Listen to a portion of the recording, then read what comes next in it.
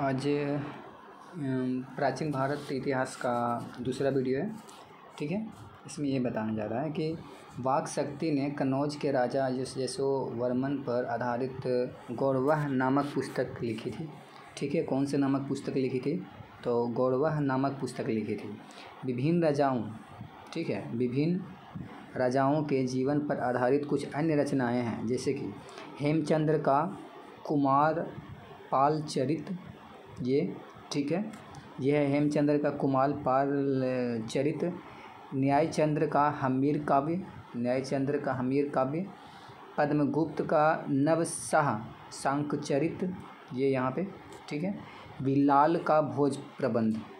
ये सब का अलग अलग क्या है, तो ये सब का कुछ अन्य रचनाएं हैं जो इसमें उस टाइम लिखी गई थी। ठीक है, इसके आगे है कि तमिल में लिखी राजकीय जीवन चरितों में से नंदी कलम्बक्कम पल्लव शासक नंदीवर्मन तृतीय की प्रशस्ति है।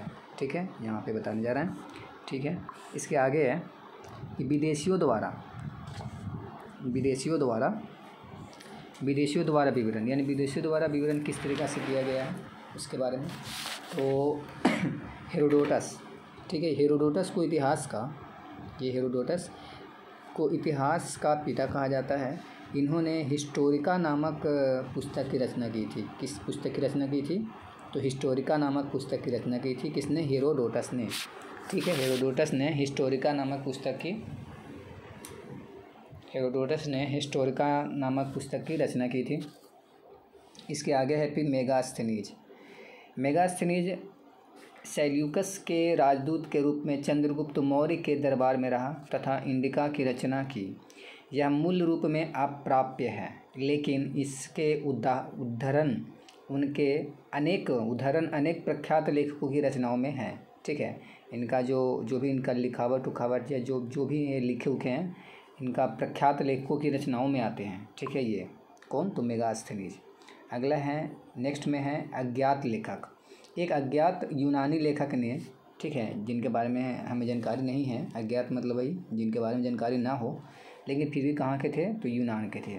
एक अज्ञात यूनानी लेखक ने, ठीक है, एक अज्ञात यूनानी लेखक ने ईसवी सन की पहली सदी में भारतीय बंदरगाहों, प्राकृतिक स्थिति, व्यापार पर प्रकाश अपनी रचना पेरिप्लस ऑफ द एरिथ्रियन सी, यानी लाल सागर का विवरण में दिया है। यानी इसमें दिया गया है।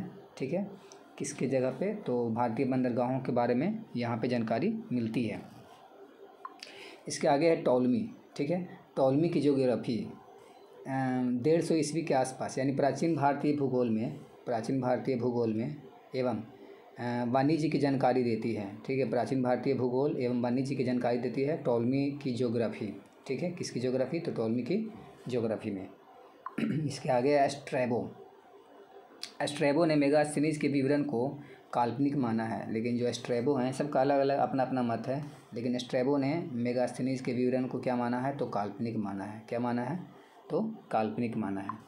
इसके आगे रोमन लेखक।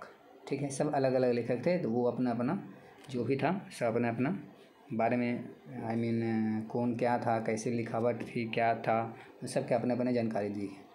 रोमन लेखक प्लिनी के नेचुरलिस हिस्टोरिका भारत और इटली के बीच होने वाले व्यापारिक संबंधों की जानकारी देती है। ठीक है, यहाँ से ये हमें जानकारी देती है। इसका अगला है चीनी पर्यटक भारत में बौद्ध धर्म के अध्ययन तथा बौद्ध तीर्थों का दर्शन करने आते थे। यानी जो बौद्ध धर्म को जो मानने वाले अनुयायी थे वो यहाँ आते थे। कहाँ पे? तो भारत में। तथा बौद्ध तीर्थों का दर्शन करने आते थे। जहाँ बौद्ध तीर्थ जहाँ पे देखने योग्य है, यहाँ यानी चाहे तो ऐसा कह सकते हैं कि जहाँ पे उनका दर्शन हो सके, या वहाँ पे वो एक जगह पे वो टिके होंगे, तो वैसे जगहों पे दर्शन करने आते थे। फहान, नेक्स्ट में है फहान। यह चंद्रगुप्त द्वितीय यानी गुप्त शासक के शासनकाल में भारत आया था। ठीक है, ये कब भारत आया था? तो चंद्रगुप्त द्वितीय के शासनकाल में भारत आया था। 5वीं सदी के प्रारंभ में उसने फूकोकी की रचना की, जिसमें गुप्त काल में भारत के सामाजिक, आर्थिक व धार्मिक स्थिति पर क्या डाला गया है? तो प्रकाश डाला गया है। ठीक है, अगला है कि हेनसांग, ठीक है, सब बताना है हेनसांग के बारे में, ठीक है। तो हेनसांग यानी हेनसांग यह हर्षवर्धन के समय 629 ईस्वी में भारत आया था। ये कब आया था भारत में, ठीक है। तो हेनसांग यह हर्षवर्धन के समय में 629 ईस्वी में भारत आया था। हर्षवर्धन के समय में 629 ईस्वी में भारत आया था और सी यू की रचना की। किसकी रचना की थी? तो सी यू की रचना की थी। वाटर्स के अनुसार वह भारत को इंटू यानी अर्धचंद्राकार नाम देता है। कौन सा नाम नाम दिया गया है? तो अर्धचंद्राकार उनके द्वारा। हेनसांग के मित्र विहिल ने हेनसांग की जीवनी लिखी थी, ठीक है। हेनसांग के मित्र विहिल ने हेनसांग की क्या लिखी थी? तो जीवनी, हेनसांग की जीवनी लिखी थी, ठीक है, जीवनी लिखी थी। इसने हर्षकालीन राजनीति के साथ साथ धर्म, रीति रिवाज एवं समाज का वर्णन किया है। इसमें 138 देशों का विवरण मिलता है। कितने देशों का विवरण मिलता है? तो 138 देशों का। नेक्स्ट में है इत्सिंग। यह 7वीं शताब्दी में भारत आया तथा नालंदा एवं विक्रमशिला विश्वविद्यालयों का वर्णन किया था। किसे? यह कब आया था भारत में? इत्सिंग। तो 7वीं शताब्दी में भारत आया था। कब? 7वीं शताब्दी में भारत आया था और इसने नालंदा एवं विक्रमशिला विश्वविद्यालयों का वर्णन किया है। अगला में है अरबी लेखक, ठीक है। इनके बारे में क्या ये क्या क्या बोलते हैं? तो उनमें था एक सुलेमान। वह 9वीं शताब्दी में भारत आया था। ये वो कब आया था भारत में? तो 9वीं शताब्दी में। तथा पाल एवं प्रतिहार शासकों के बारे में लिखा है। यानी जो सुलेमान था वो पाल और प्रतिहार शासकों के बारे में लिखा था। और उसका अगला में है अलबरूनी यानी महमूद गजनवी का समकालीन थे, ठीक है। उसने तहकीक-ए-हिंद यानी किताब उल हिंद की रचना की थी, जिसमें भारत के निवासियों की दशा का वर्णन है। इसमें क्या है? तो भारत के निवासियों के दशा के बारे में इसमें वर्णन किया गया है।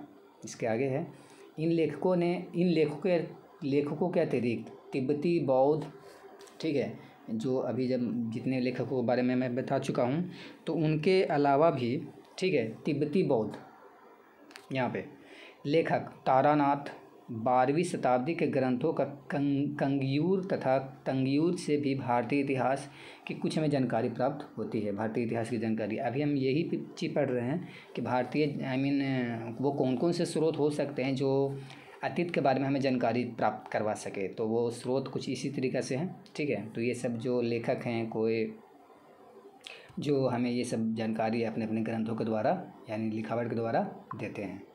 इसके आगे है पुरातात्विक स्रोत में। अब इसका नेक्स्ट बदल गया पुरातात्विक स्रोत, ठीक है। हम पहले ही बता चुके थे, इसमें 2 स्रोतों के बारे में पढ़ना था ना, ठीक है। एक था क्या?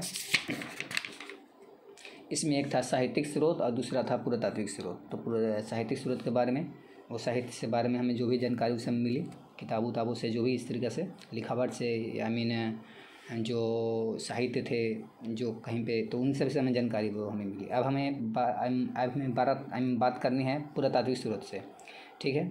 तो पुरातात्विक स्रोतों में अभिलेख, सिक्के, मुहर, स्मारक, मूर्तियाँ, चित्रकला, भौतिक अवशेष, मृदभांड, आभूषण आदि आते हैं, ठीक है। हम इन सबों से प्राप्त होता है मुहर, ये सब, ठीक है, मूर्तियाँ, चित्रकला, भौतिक अवशेष, मृदभांड, आभूषण आदि ये सबसे। सर एलेक्जेंडर कनिंघम को भारतीय पुरातत्व शास्त्र का पितामह कहा जाता है, यानी पिता कहा जाता है, ठीक। किनको? तो सर एलेक्जेंडर कनिंघम को, ठीक है, क्या कहा जाता है? तो भारतीय पुरातत्व शास्त्र का पितामह यानी पिता कहा जाता है, ठीक है। इसका नेक्स्ट है अब कुछ शब्दावली है। अभिलेख मतलब क्या होता है? अभिलेख का अर्थ क्या होता है? इसका मतलब, तो जो लेख मुहर, प्रस्तर, स्तंभों, स्तूपों, चट्टानों और ताम्रपत्रों पर मिलते हैं, ठीक है, मुहर वगैरह, ठीक है, तो उन्हें अभिलेख कहते हैं। उन्हें हम क्या कहते हैं? तो अभिलेख कहते हैं, ठीक है। एपिग्राफी क्या होता है? तो अभिलेख के अध्ययन को पूरा लेख शास्त्र एपिग्राफी कहते हैं। यानी अभिलेख का जो अध्ययन किया जाता है, जो मतलब पहले से लिखा गया है मुहर, चट्टानों पे, स्तूपों पे, ठीक है, ताम्रपत्रों पे, तो उन सब का जो अध्ययन करता है उसे क्या कहा जाता है? तो एपिग्राफी कहा जाता है। उन्हें क्या कहा जाता है? तो एपिग्राफी कहा जाता है। एक इसके अगला में है इसके अगला है पेलीग्राफी, ठीक है, पेलियोग्राफी, ठीक है। तो पेलियोग्राफी में क्या होता है कि अभिलेख तथा दूसरे प्राचीन दस्तावेजों की प्राचीन तिथि के अध्ययन को पुरालिपि शास्त्र कहते हैं, यानी पुरालिपि शास्त्र भी इसे कहते हैं या पेलियोग्राफी भी कहते हैं, ठीक है। तो अब हम जो भी बता रहे हैं वो सब बता रहे हैं किसके बारे में, तो ये सब बता रहे हैं पुरातात्विक स्रोत के बारे में, ठीक है। साहित्यिक स्रोत में बता चुका हूँ। तो इसके नेक्स्ट वीडियो में और भी पुरातात्विक स्रोत के बारे में कौन कौन सी जानकारी मिलती है शासक द्वारा, सिक्कों द्वारा, अभिलेख द्वारा, इन सब के हम अगले वीडियो में ये सब की जानकारी प्राप्त करेंगे। वीडियो देखने के लिए धन्यवाद। Thank you.